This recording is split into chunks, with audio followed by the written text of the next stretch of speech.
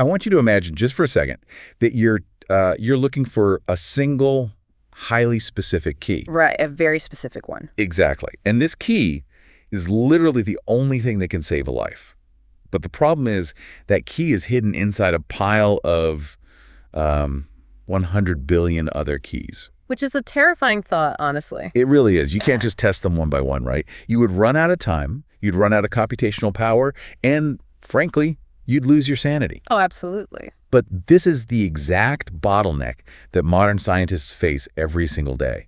When they're trying to design new, life-saving drugs from this, nearly infinite universe of chemical possibilities, we've basically just relied on massive computational brute force to sift through that pile. Yeah, which is incredibly inefficient. Highly inefficient. But, and this is why we are here today, we've got a fascinating 2026 research paper on a brand new AI framework. It's called DiffPharma, and it proposes a totally radical shift. It really is a paradigm shift. Right.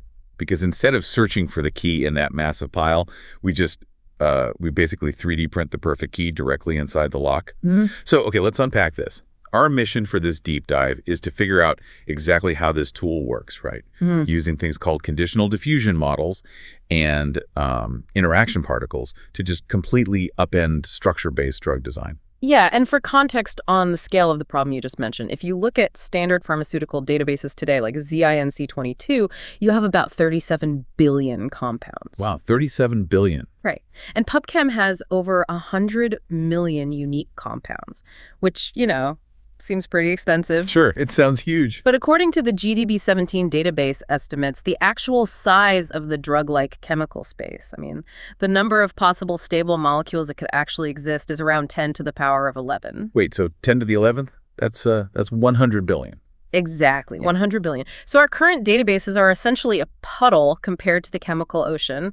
Searching that ocean manually is, it's mathematically impossible. Which means the cure to, a novel virus or some rare cancer mutation, is highly likely just sitting out there in that unexplored ocean, completely undiscovered. Just sitting right there, yeah.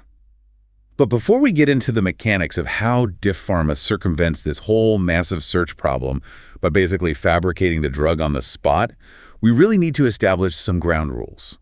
What makes a drug actually bind to a target protein in the body in the first place? Right, and that requires looking closely at a concept called a pharmacophore. A pharmacophore. Okay, break that down for us. So in structure-based drug design, a pharmacophore isn't actually a molecule itself. It's the specific three-dimensional spatial arrangement of chemical features that a molecule absolutely must possess to trigger a biological response. Oh, so it's the required geometry of the interaction. Exactly. It's like the drug, it's the mandatory contact points. Okay, so if I'm visualizing this for you listening, it's almost like a really complex rock climbing wall. Oh, I like that. Yeah, think of the target protein, the actual disease we want to block, as the wall. And the pharmacophore features aren't the whole surface of the wall, right? They were the exact handholds and footholds you absolutely must grab onto so you don't fall off. That is an incredibly accurate way to visualize it. Okay, cool. So the rest of your body shape can kind of vary, but your hands and feet have to be in those exact 3D coordinates. Yes. And biologically speaking, those handholds are specific non-covalent interactions. We're talking about things like hydrogen bonds, hydrophobic interactions, salt bridges, or pipey stacking. Okay, got it. And the researchers behind DiffPharma actually analyzed something called the CrossDoc 2020 dataset to figure this out. What's in that data set? It contains tens of thousands of highly accurate protein-ligand pairs. They wanted to see which handholds matter the most, and the data is just striking. Hydrogen bonds are present in 94% of those functional protein-ligand pairs. Wait, 94%? That's almost all of them. Right. And then hydrophobic interactions, which is where the water-repelling carbon structures of the molecule sort of cling to each other to escape the watery environment of the body. Those are present in 84%. Okay, so the data is essentially telling us that if you can get the hydrogen bonds and the hydrophobic regions perfectly mapped out, you have essentially won the battle. You've secured the absolute VIP handholds on the wall. Precisely. The vast majority of binding affinity is driven by those exact two forces. The thermodynamic reality of the human body, which is mostly water, heavily dictates this. Right. Because of the water. Yeah, hydrophobic collapse drives the molecule into the pocket, and hydrogen bonds lock it into a very specific orientation. This is why DiffPharma was explicitly engineered to target and prioritize those two specific interactions above everything else. Okay, let's do a quick recap here for you so we don't get lost in the weeds. First, the chemical space is just too huge to search manually, hundreds of billions. Second, drugs bind using very specific 3D points of contact called pharmacophores. And third, hydrogen bonds and hydrophobic interactions are the absolute VIPs of those contacts. That's the perfect summary. Great. So think about this for a second. How could an AI possibly memorize the exact position of these microscopic handholds while generating a totally new chemical shape from scratch? I mean, how do you get an AI to draw a novel chemical structure that precisely hits those microscopic 3D coordinates? Well, historically, the field tried to solve this using what we call autoregressive models. You might recall older tools like Pocket2Mol. Yeah, Pocket2Mol. Autoregressive means they build the drug atom by atom sequentially. So they place a carbon, then ask what comes next, maybe place a nitrogen, and so on, but there's a fatal flaw there. There's the what? Sequential error propagation. Ah. Because if you miscalculate the angle of the very first carbon atom by like a fraction of a degree, by the time you've built out a chain of 20 atoms. You are completely out of alignment. Yes. Exactly. You're physically drifting out of the required binding coordinates on the other side of the protein pocket. You've lost the global picture. Right, because the errors just compound over time. Exactly. So to solve this, DiffPharma just abandons autoregressive generation entirely. Instead, it uses a diffusion model. Oh, a diffusion model, like the ones used to generate AI art. Mid-Journey, things like that. Yes, the exact same fundamental mathematics, but applied to atomic coordinates and molecular graphs instead of pixels. Okay, here's where it gets really interesting. I want to pause and dig into that mechanism. Because when we talk about an AI image generator, it starts with, a screen of static television noise, right? And then it systematically removes that noise. It denoises it step by step until a high-resolution image emerges. How does that translate to 3D chemistry? It's a great analogy. In a molecular diffusion model, the AI starts with a random dispersed cloud of coordinates and atomic types inside the protein pocket. So just chemical static. Pure chemical noise, yes. And over a series of discrete time steps, the neural network calculates the gradients needed to move those coordinates and refine those atomic identities. It systematically denoises that cloud into a stable, valid 3D molecular structure all at once. In parallel. All at once. That's the key difference. But wait, if it's just denoising randomly, it could generate any stable molecule, right? How does it know to generate a molecule that specifically fits our exact rock-climbing handholds? That is where the architecture becomes highly specialized. DiffPharma is a conditional diffusion model. And the conditions it uses are what the authors call interaction particles. Interaction particles. The digital breadcrumbs. Yes. Before the AI ever starts the denoising process, the system drops these microscopic interaction particles into the 3D space of the protein pocket to serve as immutable constraints. Basically pre-installing chemical magnets. Now, the paper separates these interaction particles into two distinct types. There are anchor particles and functional particles. Let's define the boundary between those two. What exactly is an anchor particle doing in this virtual space? So, anchor particles are positioned strictly on the protein side of the interaction interface. Their role is entirely geometric. Geometric, meaning they map the shape. Right. They establish the foundational physical coordinates, essentially mapping the topography of the protein pocket. They provide the model with a fixed spatial reference frame. They basically tell the AI, hey, the ligand must interact with the protein at this exact three-dimensional coordinate. Okay, so the anchor particle is the spatial GPS. It maps the exact location of the handhold on the wall. And the functional particles, I assume they are placed on the drug side, the ligand side of the interface. Yes, exactly. Functional particles dictate the complex chemistry required to actually interact with that anchor. They constrain the AI's generation process. Give me an example of how that works in practice. Sure. If an anchor particle indicates a hydrogen bond is needed at a specific coordinate, the corresponding functional particle explicitly restricts the AI. It forces it to generate an atom that can act as an electron donor or an electron acceptor at that exact spot. Wow. And looking at the source, it gets remarkably granular with the hydrophobic interactions, right? Yeah. Like, it's not just saying put carbon here. Oh, incredibly granular. Really? For hydrophobic interactions, the functional particles dictate the exact hybridization state required to maximize binding affinity. Wait, hybridization state? Yeah, they will constrain the model to generate an aromatic carbon, an sp2 hybridized carbon or an sp3 hybridized carbon, depending on the specific geometry of that tiny subpocket. Wait, I have to push back on this architecture for a second to really grasp the implications. Yeah. Because normally in drug discovery, we screen molecules hoping they happen to possess the right chemistry to bind, right? Right. But here, we're essentially pre-installing these chemical magnets, these interaction particles, into the empty pocket, and then mathematically forcing the diffusion model to condense the static noise into a molecule that wraps perfectly around those pre-installed magnets. That's exactly it. You are artificially constraining the AI's creativity in the exact locations where chemical precision is non-negotiable.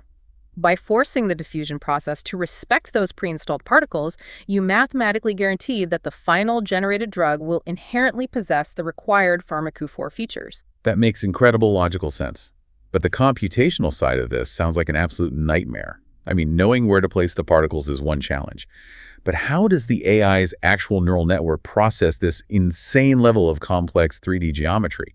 A protein isn't a flat spreadsheet of data.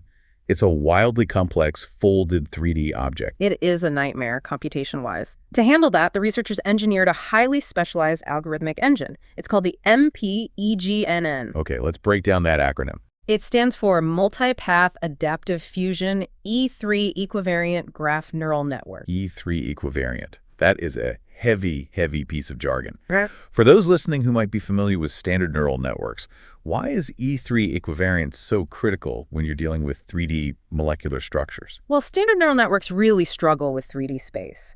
Because if you take a molecule and rotate it, say, 90 degrees in a simulation, the raw coordinate numbers change completely. Oh, right.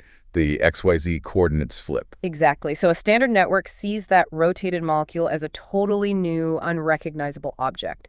But E3 equivariance means the mathematical operations inside the network inherently respect Euclidean transformations. Meaning translation, rotation, and reflection. Yes. Okay, so it's essentially functioning like a 3D video game physics engine, right? Yeah.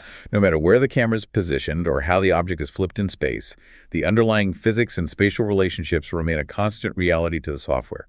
That is a perfect parallel. The MAP-EGNN understands the true spatial relationship between the atoms, completely independent of their arbitrary XYZ coordinates. Okay, that covers the E3 part.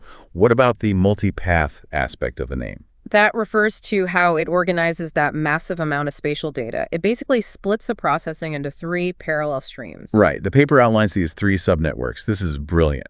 You have one pathway dedicated solely to analyzing the overall physical shape and the steric clash between the protein and the ligand, basically making sure they fit. Right, the big picture. Then you have a second pathway entirely obsessed with processing just the hydrogen bond functional particles. And a third pathway singularly focused on the hydrophobic interaction particles. Think of it like a 3-person architectural team. Oh, I like that. Yeah, one person looks at the whole building site, one only cares about the plumbing, the hydrogen bonds, and one only cares about the electrical wiring, the hydrophobic interactions. But the challenge, of course, is that these 3 pathways cannot operate in isolation, right? If the plumbing network generates a structure that physically collides with the electrical network structure, the resulting building or molecule is impossible. Right, it would be chemically invalid. So they require a mechanism to synthesize their findings, which the authors solved using 2 fusion strategies, biased fusion and uniform fusion. Let's unpack how you force these disparate networks to communicate. How does biased fusion operate in practice? Wouldn't one network just overwrite the data of the other? Not quite. Biased fusion is actually a directional information flow. The network processes the overall global structural geometry of the protein-ligand complex first. A big picture architect goes first. Yes. It then forcefully injects that global structural data into the individual hydrogen hydrophobic networks. It biases their local decision-making with the global physical reality of the pocket. So it ensures that while the interaction networks are fine-tuning their specific chemical bonds, they never generate a structure that violates the overall physical boundaries of the binding site. Exactly. They can't design a chemical bridge if it requires atoms to exist physically inside the wall of the protein. Okay, that makes sense. That covers the structural bias. So what is uniform fusion doing at the very end of the pipeline? So once all 3 pathways have processed their respective constraints, uniform fusion mathematically averages their outputs symmetrically. Symmetrically, meaning equally? Yes. It prevents the network from overweighting one feature. Without uniform fusion, the model might generate a molecule that has phenomenal hydrogen bonds, but just completely ignores the hydrophobic constraints, which would render the drug useless in a biological setting. Uniform fusion forces a perfectly balanced chemical representation. Okay, wow. Let's do another quick checkpoint recap here. That's good. So to weave this all together before we look at the actual lab results, we're dealing with an incredibly vast chemical space. To avoid brute force searching, DiffPharma uses anchor and functional interaction particles to map the exact required handholds in a target pocket. Right. It then feeds those constraints into the MAPEGNN brain, which acts as a 3D-aware physics engine. That engine splits the data into 3 streams: overall shape, H bonds, and hydrophobic traits, and uses biased and uniform fusion to carefully synthesize a final set of instructions. And then the diffusion model actually generates the molecule. The architecture is incredibly elegant. But, I mean, the architecture is only as valuable as the molecules it produces, right? To validate this, the researchers set up some extensive bench tests. They compared DiffPharma against the current state-of-the-art baselines, right? Things like Pacca-Tumol, DeepICL, and Diffin. Yes, and to measure success, they looked at a metric called residue-level interaction similarity. Okay, what does that mean in plain English? Basically, they are comparing the AI-generated molecules' interactions to the known interactions of real, FDA-approved drugs that bind to the exact same protein. They want to see how closely the AI can mimic reality. Got it. And they benchmarked this across 100 different, highly complex protein-ligand targets. And the results? DiffPharma achieved a cosine similarity distribution peaking at 0.9. 0.9, that's out of 1.0, right? Yes, it's an exceptionally high fidelity to the reference structures. It far surpassed the baselines. Why did the baselines fail to hit that 0.9 mark? Looking at the data for DeepICL and Diffin, they seem to stumble on the balancing act. They did. DeepICL showed some competence at targeting hydrophobic interactions, but its performance degraded significantly when it tried to satisfy hydrogen bond constraints at the same time. And Diffin? Diffin had the exact opposite problem. It prioritized hydrogen bonds but failed to capture the hydrophobic geometry. So they couldn't balance the plumbing and the electrical? Exactly. DiffPharma's MAPEGNN, specifically because of that uniform fusion mechanism we just discussed, was the only framework capable of satisfying both constraints concurrently without sacrificing performance in either. Okay, but this brings us to the ultimate skepticism in AI-driven chemistry. I mean, every medicinal chemist listening is thinking the exact same thing right now. Synthetic accessibility. Yes. Because AI is notorious for generating things that look plausible on a screen but completely defy the laws of physics and reality, like how image generators draw humans with 7 fingers. Right, the AI hallucinations. Do these molecular generators draw chemicals with impossible bonds? Like, could a human chemist actually synthesize these 0.9 similarity structures in a real lab? It's the most important question. Synthetic accessibility is the graveyard of generative drug design.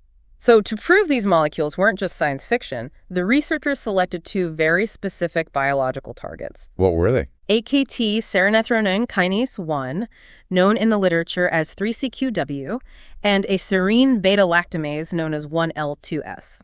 They took the novel molecules DiffPharma generated for these targets and ran them through SciFinder. SciFinder in. Okay, let's explain that. That's a premier retrosynthetic analysis tool. For those outside of synthetic chemistry, retrosynthetic analysis is essentially working backward, right? You take the final target molecule, and the software tries to deconstruct it into commercially available raw materials and establish chemical reactions, basically checking to see if a human could practically build it step by step. That's right. And the analysis proved highly successful. The synthetic pathways generated for the DiffPharma molecules were realistic. They utilized standard regions and stable intermediates. Wow, okay. But it gets even more compelling. When the researchers queried the generated structures against the PubChem database, they found that several of the AI's quote-unquote novel outputs were actually already documented, stable compounds. Oh, really? Yes. The AI had independently hallucinated real, synthetically viable chemistry from pure noise. It deduced a stable reality just from looking at the constraints of the pocket. That is wild. And that transitions us to what is arguably the most critical section of this whole research paper, because they didn't just stop at standard benchmarking. They pointed DiffPharma at a highly relevant real-world target, the ultimate boss fight. The SARS-CoV-2 main protease. Yes, Mpro, the virus responsible for COVID-19. Mpro is a fascinating target. It's an enzyme critical for viral replication. If you inhibit Mpro, you stop the COVID-19 virus from maturing. But the binding pocket of Mpro is heavily segmented. It's traditionally categorized into subpockets S1 through S5, which makes it a very difficult geometric puzzle to solve. Right, and the researchers set up a very specific experimental parameter here to prove that their interaction particles were actually driving the generation. They ran 2 parallel generation processes for Mpro. Right, the GLU plus and GLU conditions? Yeah, so the first they labeled the GLU plus condition. Here, they explicitly place functional particles demanding the AI form a hydrogen bond with a specific amino acid residue in the S1 subpocket, an amino acid called GLU 166. And in the control condition, which they called GLU, they allowed the diffusion model to generate molecules without that specific GLU 166 constraint. They just let it fill the pocket generally. Why do that? Does forcing that one specific interaction really make a difference if the rest of the pocket is filled? The purpose was to see if targeting one highly specific pharmacophore handhold actually translated to better physical stability in a biological environment. Because fitting nicely into a static 3D model on a computer is very different from remaining bound inside the wet, dynamic, constantly vibrating environment of a human cell. Ah, right. Biology is messy. Very messy. So to test that physical stability, they utilized molecular dynamics, or MD simulations. MD simulations. These are computationally expensive physics simulations that track the atomic movements of the complex over time, right? Exactly. They simulated the environment for 20 nanoseconds and measured the root mean square deviation, or RMSD. Okay, let's explain RMSD for you real quick in this context. It's essentially a measure of conformational instability, correct? Like, if a drug binds to a protein, you want the RMSD to stay low. If the RMSD spikes, it means the drug is drifting, it's changing shape, or it's physically slipping out of the binding pocket. Precisely. In the MD simulations, the GLU-generated drugs exhibited high RMSD values. They were conformationally unstable. They drifted. But the GLU plus molecules, The ones strictly forced to anchor to the GLU 166 residue, they showed remarkably low RMSD. They locked into the pocket and remained highly stable, mimicking the physical behavior of known, highly effective clinical antivirals.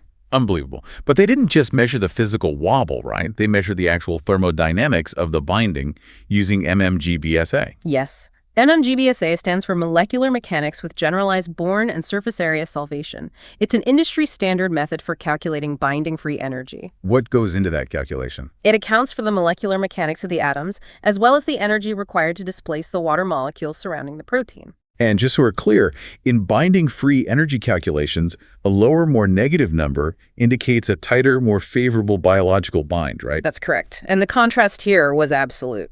The GLU molecules averaged a binding energy of 8.7 kilocalories per mole. Okay, 8.7. But the GLU plus molecules averaged 3.8 kilocalories per mole. Wow, less than half. The targeted constraints vastly improved the thermodynamic profile of the drugs. And looking at the data tables in the paper, it goes even further than averages. 3 of the specific molecules generated in the GLU plus condition possessed actually negative relative binding energies when compared to the established reference drug. Which is incredible. Yeah. The MMGBSA calculation suggests these AI-generated molecules could fundamentally bind tighter to the COVID-19 protease than the drugs we already know work. And that leads to the most significant finding in the entire study, in my opinion. During that GLU plus generation run, DiffPharma output a specific molecular graph. When the researchers analyzed it, they realized the AI had generated a molecule that was structurally identical to an already known, experimentally validated Mpro inhibitor. Wait, are you serious? Yes, a compound with a documented IC50 of 88.3 micromolar. Okay, we need to contextualize that metric for everyone. Yeah. IC50 is the half-maximal inhibitory concentration. It measures how much of the drug is needed to inhibit the virus by 50% in vitro. Right.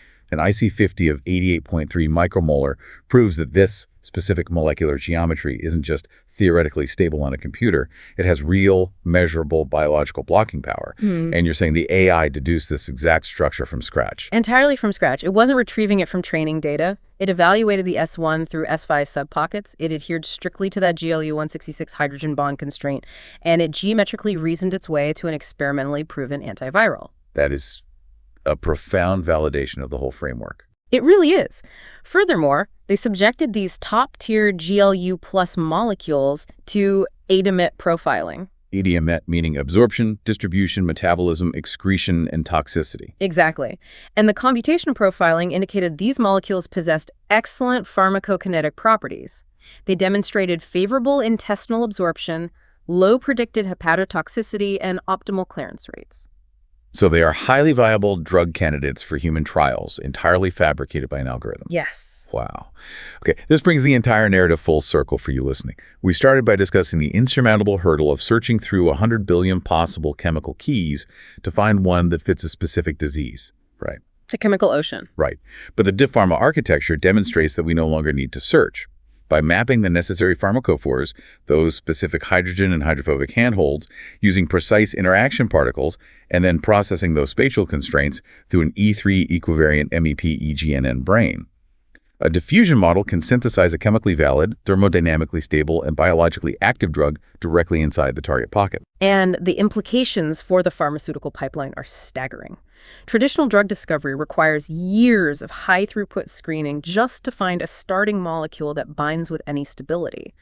The ability to computationally bypass that bottleneck, specifically tailoring the generation to required interaction constraints, could condense years of early-stage discovery into weeks of computational time. And that translates to massively reduced costs and, honestly, most importantly, the ability to respond to novel pathogens or specific oncology targets with bespoke, rapidly generated therapeutics. Exactly. However, I do want to point out that this framework represents just the foundation. DiffPharma achieved these unprecedented results by focusing exclusively on hydrogen bonds and hydrophobic interactions. Because they make up the vast majority of interactions. Right. Mathematically, they are the most prevalent, but they are not the only forces governing biological systems. Which raises an incredible question about where this technology goes next. It really does. And I want to leave you with this thought to ponder. The MAP-EGNN is modular. What happens to the speed of medical innovation when researchers scale this exact architecture to process all quantum and electronic interactions? Oh, wow. Imagine adding parallel networks for salt bridges, halogen bonds, metal coordination, and complex water-mediated network contacts.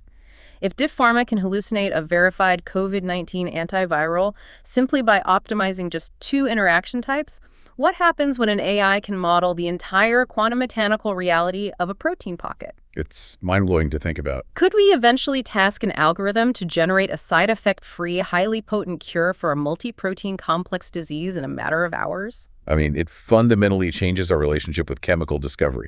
It makes you wonder just how many life-saving molecules are sitting out there in their 100 billion compound ocean, just waiting for the right algorithm to conjure them into reality. Thank you so much for joining us on this deep dive into the mechanics of DiffPharma. Keep questioning the incredible advancements in AI-driven science, and we will see you next time.